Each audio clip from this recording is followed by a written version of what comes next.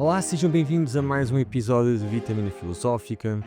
Hoje vamos voltar à análise de alguns personagens de séries, de animes, de filmes.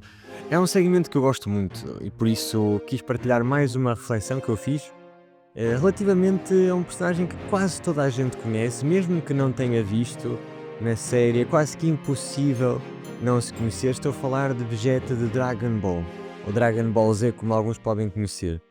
E é um personagem que, embora possa parecer que não se tem muito para falar, eu acho que representa níveis da nossa mente e certos estados de consciência que são muito interessantes. E então é exatamente por isso que eu decidi analisar, porque na adolescência era um personagem que eu não compreendia muito bem. Não era bem o herói principal, isso era Sangoku, e também não era simpático, nem, vamos dizer, inspirador no sentido tradicional. Vegeta era arrogante, competitivo e movido por uma raiva silenciosa, que era a raiva de nunca ser o suficiente, porque Sangoku estava sempre a ultrapassá-lo, sempre uma vez atrás da outra. Sempre que Vegeta conseguia um novo estágio de poder, pouco tempo depois, Sangoku conseguia ultrapassá-lo. E curiosamente, à medida que fui crescendo, percebi que ele representava algo que todos nós carregamos. Ou seja, o orgulho ferido. Aquele impulso que nasce da frustração, da comparação, da dor de não sermos reconhecidos. Mas acho que hoje, através de Vegeta, se calhar podemos ver uma forma de como essa dor, se bem trabalhada, acaba por se tornar numa alquimia. Podemos chamar a alquimia do orgulho. O processo de transformar a raiva e a frustração em força, propósito e maturidade. Mas começando, para as pessoas que possam não conhecer assim um bocadinho de background da história de Vegeta, ele era o príncipe de um povo destruído. Era o último herdeiro de uma raça guerreira, a maior raça guerreira de todo o universo dentro de Dragon Ball, e carregava o peso de uma linhagem, mas ao mesmo tempo vazio de uma perda que nunca soube curar. Quando chegou à Terra, ele vinha com a missão de provar de que era o mais forte, como ele tenta sempre fazer isso em qualquer lugar que ele ia, e encontra Sangoku. Sangoku que também pertence à raça Saiyajin, que é a raça de Vegeta, mas que devido a ter crescido na Terra, representava completamente o oposto de tudo o que Vegeta era. E de que, de uma certa maneira, os Saiyajin era, porque os Saiyajin eram guerreiros completamente criados desde nascença para o combate, para eliminar qualquer emoção que não beneficiasse a sua função. Por isso não eram seres, obviamente, com muita empatia, nem compaixão, nem leveza, nem qualquer espécie de humor. Mas aqui é que entra o contraste interessante entre estes dois personagens. Porque na realidade Vegeta, quando encontra Sangoku e apercebe-se de que ele não tem absolutamente nada a ver com o que ele esperava dele, até porque era esperado que Goku tivesse chegado à Terra, conquistado o planeta para depois entregá-lo, neste caso a Vegeta, que era o príncipe, e na realidade não tinha feito nada disso, ele até o achou um pouco patético e achava que não havia nada que ele pudesse fazer em relação ao seu próprio poder, ao poder de Vegeta. Mas não foi o caso. Sangoku sempre se demonstrava pelo menos igual a ele, mesmo não tendo metade do treino nem metade da experiência que Vegeta tinha. E isto tornou-se algo humilhante para ele. Tornou-se algo que ele queria a todo custo evitar. Ele queria superar a Sangoku, queria ser o topo, porque era aí que ele imaginava ser o seu lugar de origem. Afinal de contas, ele era o príncipe da raça guerreira. Já nem sequer havia o seu pai, que infelizmente também tinha falecido com o planeta desta raça, que era o planeta Vegeta. E na batalha, Goku demonstra algo que Vegeta não conseguia compreender. O poder dele não vinha da raiva, nem do orgulho, nem da superioridade de que Vegeta achava ter, nada disso. Goku tinha um poder que vinha da disciplina e da pureza de intenção. Goku lutava não para provar nada em específico, mas para proteger os seus amigos e, acima de tudo, pela própria diversão. Ele adorava combater, era a sua maior paixão. Não lutava por isso por ego, por estatuto, por títulos, mas sim por pura diversão, por amor, por amizade e por justiça. E para Vegeta isto era completamente incompreensível. Era quase uma ofensa à sua visão do mundo. E ele, o príncipe, treinado desde criança para ser o mais forte, estar-se a ver superado por um guerreiro de classe inferior, que acaba por atingir uma força maior sem o mesmo ódio, sem o mesmo combustível de que Vegeta utilizava. E este é o primeiro golpe no seu orgulho. E é um golpe que não é físico apenas, acaba por ser, poderíamos dizer, ontológico. É uma ferida na sua identidade mais profunda. À medida que o combate avança, Vegeta vai tentando compensar cada vez mais com arrogância o que perde no domínio. Ele grita, ameaça, transforma-se, tenta destruir tudo. Mas cada vez que ataca, Goku consegue resistir. E o ego de Vegeta desfaz-se mais um pouco.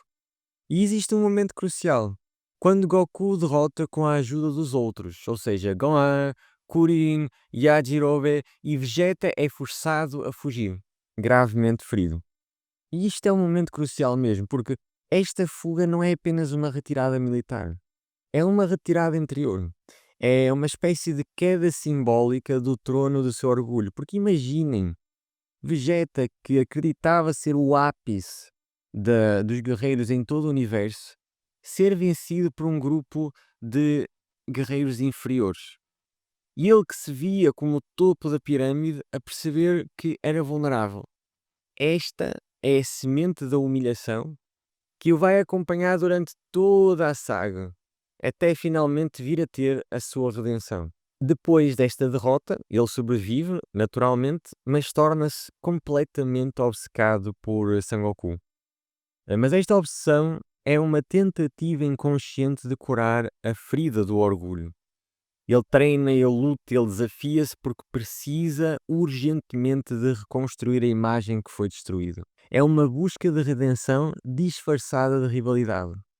Durante muito tempo, Vegeta acreditou que o caminho é voltar a provar a sua superioridade, voltar a provar de que o ódio, de que a ausência de emoções que ele considerava fracas é a forma certa de se tornar o Guerreiro Supremo. Mas o verdadeiro caminho, que ele descobre anos, mas muitos anos mais tarde, é completamente diferente. E cada saga de Dragon Ball acaba por ir trabalhando este personagem pouco a pouco. A primeira saga logo a seguir, a saga de Frieza, é quase que o despertar da sua vulnerabilidade. Porque Vegeta chega a Namek obcecado com a ideia de provar o seu valor. Como eu disse, ele estava completamente obcecado com Goku e de superá-lo. E ele acreditava que se obtivesse as esferas do dragão, que dentro do universo de Dragon Ball são esferas que podem realizar qualquer desejo de quem conseguir reunir todas as esferas, finalmente iria se tornar o grande super guerreiro. O super guerreiro das lendas, o título que Goku parecia ter conquistado antes dele. Mas infelizmente para ele, ou se calhar felizmente, é nesta saga que ele começa a despir a armadura emocional, ainda que de forma muito precoce e muito inicial. E há alguns exemplos. Por exemplo, Vegeta chora antes de morrer nas mãos de Frieza. E isto é completamente inadmissível para a versão anterior dele mesmo. Ele nunca iria morrer, principalmente nas mãos do seu maior inimigo. Pela primeira vez, o Príncipe Guerreiro mostra vulnerabilidade. Ele confessa a Goku que Frieza destruiu o seu povo e que viveu escravizado pelo medo. Todas estas afirmações são algo inimaginável para o Vegeta, que tinha chegado à Terra uns meses antes. As lágrimas que lhe escorreram não são uma derrota física, mas se calhar de uma libertação psicológica. É o primeiro momento em que o orgulho se curva à dor real. E isso é, filosoficamente, um sinal de início de humildade. Quando ele diz para Sangoku, por favor, vence-o por nós, pelo orgulho dos Saiyajin. Aqui, Vegeta está a reconhecer já a grandeza de Goku.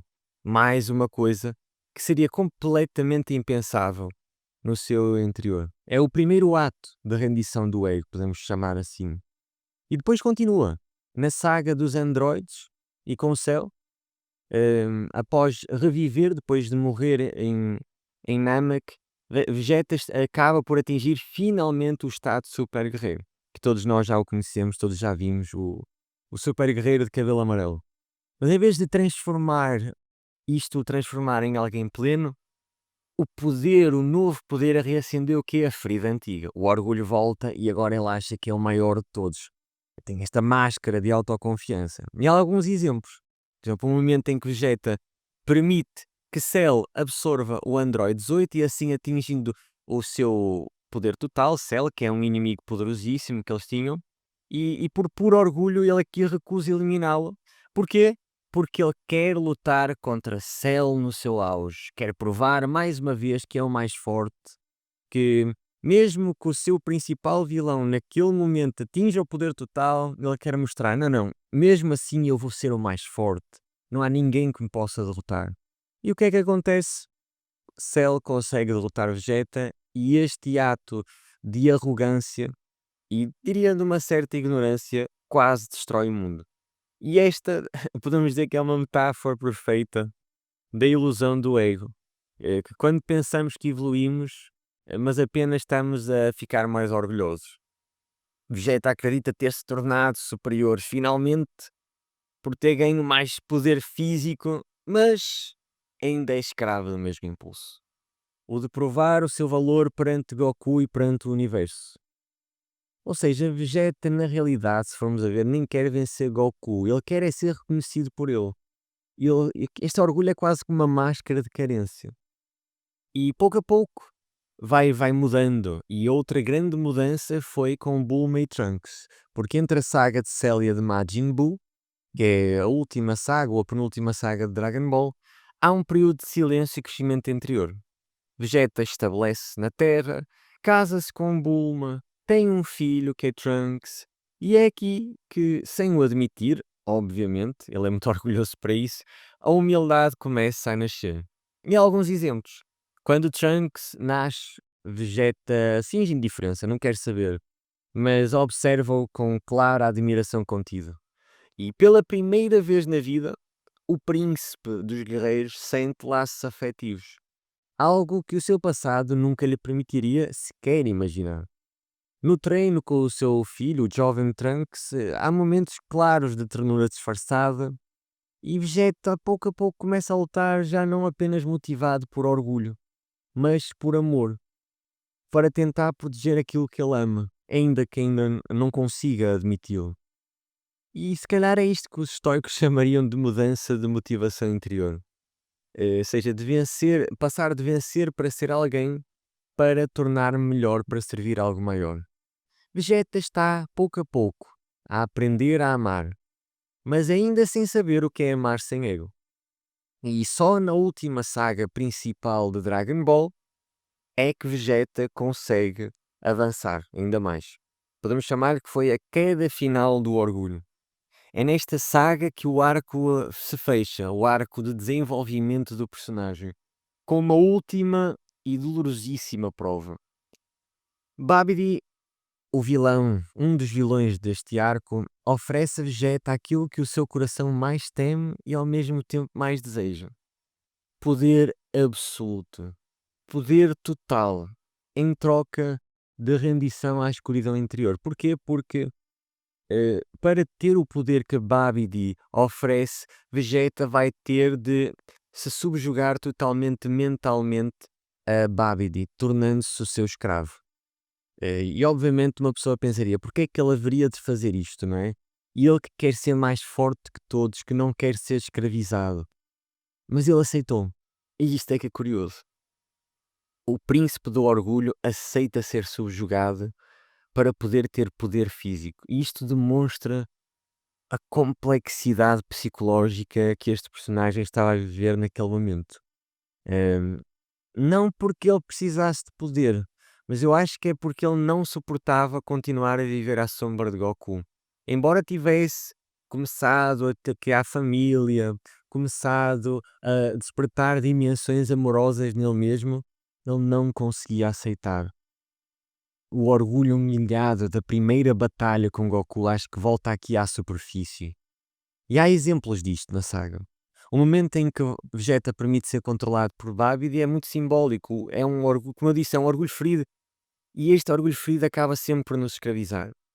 Ele acredita estar a recuperar a sua liberdade na sua ilusão, mas na verdade, obviamente, está a perder a sua alma.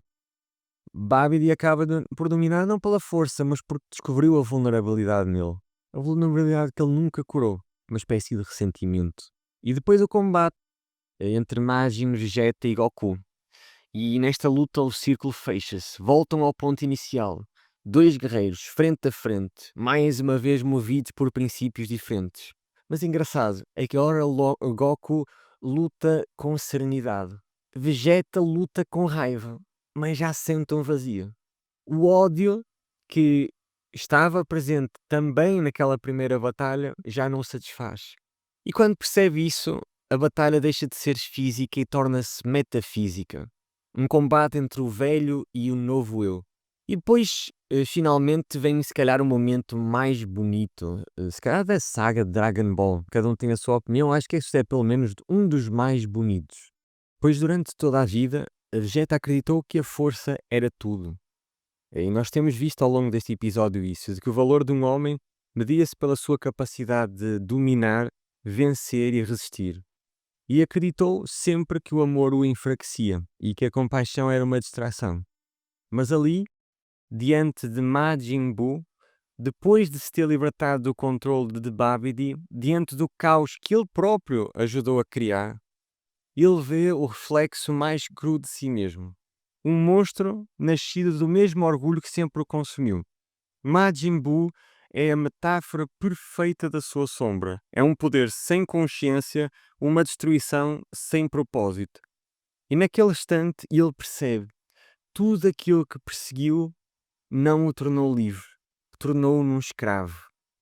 E aí ele olha para Trunks, o seu filho, aquele que herdaria não o seu sangue guerreiro, mas o seu legado emocional. E pela primeira vez, honestamente pela primeira vez em toda a série, Vegeta fala com o coração aberto e diz-lhe: Trunks, diz à tua mãe que eu a amo e cuida dela. Estas palavras vieram de um homem que nunca soube dizer amo-te e por isso são uma explosão enorme. Mas não há gritos, de certa forma nem há glória, há uma rendição. Vegeta compreende enfim que o verdadeiro poder não está em ser superior aos outros, mas em ser mestre dele mesmo. E ele coloca a mão no seu peito, sente o seu coração cheio de emoções conflituosas. Acho que não tinha tanta raiva, mas naquele momento de um amor que transcendia o seu ego. Um amor que é puro, incondicional e redentor. E pela primeira vez, Vegeta luta não por orgulho, não por vingança, não por rivalidade, mas por Bulma, por Trunks e pelo planeta que outrora desprezou. E é nesse instante em que ele se torna tudo aquilo que na realidade ele sempre quis ser, um verdadeiro guerreiro. E é nesse momento que acontece o clímax do momento, daquela parte da série. O céu ilumina-se, a sua energia brilha como uma estrela em colapso, o corpo começa a desfazer-se em luz, Vegeta sorri enquanto olha para trás. E aquela expressão que foi sempre de arrogância e frieza transforma-se em serenidade. O príncipe orgulhoso que vivia à sombra do seu próprio ego morre de cabeça erguida, em silêncio, com um sorriso tranquilo. Ele sacrifica-se por algo que ele considera ser maior do que ele mesmo. É o culminar da sua alquimia interior. Podemos quase que ver que o chumbo do orgulho foi fundido no fogo da consciência, transformando-se em ouro, tornando-se finalmente no super guerreiro que ele queria ser. E naquele momento, para mim, Vegeta deixou de ser apenas um personagem de uma série de luta. Tornou-se num arquétipo, o símbolo daquilo que todos nós precisamos de enfrentar. A queda do ego, a redenção do orgulho, a libertação pelo amor, por um propósito maior. E se formos ver, de uma certa forma, todos temos um Vegeta dentro de nós. Aquela voz que quer provar, conquistar, dominar, controlar, mas chega um ponto em que percebemos que nada disso nos traz paz. E só quando nos rendemos é que a alma se liberta. Vegeta morreu como viveu, com fogo nos olhos, mas renasceu na memória de quem o viu, como um símbolo de transformação. Aquele que começou arrogante terminou mais iluminado. Porque no fundo a maior força do universo não é o poder, mas o poder para proteger aquilo que amamos. Talvez esta tenha sido a última lição do príncipe dos Saiyajin no desenvolvimento do seu personagem. Claro que ele depois continua, a série continua, até hoje o Dragon Ball continua. Na minha opinião, o Dragon Ball Z foi a última verdadeira parte de toda a série. O resto é interessante, mas é apenas um follow-up de tudo o que aconteceu. Mas espero que tenhas gostado destas ideias sobre o Príncipe Vegeta. Não te esqueças de subscrever ao nosso canal de YouTube ou no Spotify, onde quer que estejas a ouvir o Vitamina Filosófica, para novas interpretações filosóficas de personagens, para a análise também de teorias dos filósofos ao longo dos tempos. E também eu atualmente estou a fazer algumas sessões para ajudar a reorganizar a vida de cada um de nós. Estas sessões ajudam-te a entender exatamente onde é que tu estás neste momento na tua vida, em quem tu és e como é que tu podes chegar aonde tu realmente queres estar para concretizares o teu propósito da vida. Se estiveres interessado, também podes mandar mensagem. Obrigado por ter estado aqui comigo neste episódio e vemo-nos na próxima Vitamina Filosófica.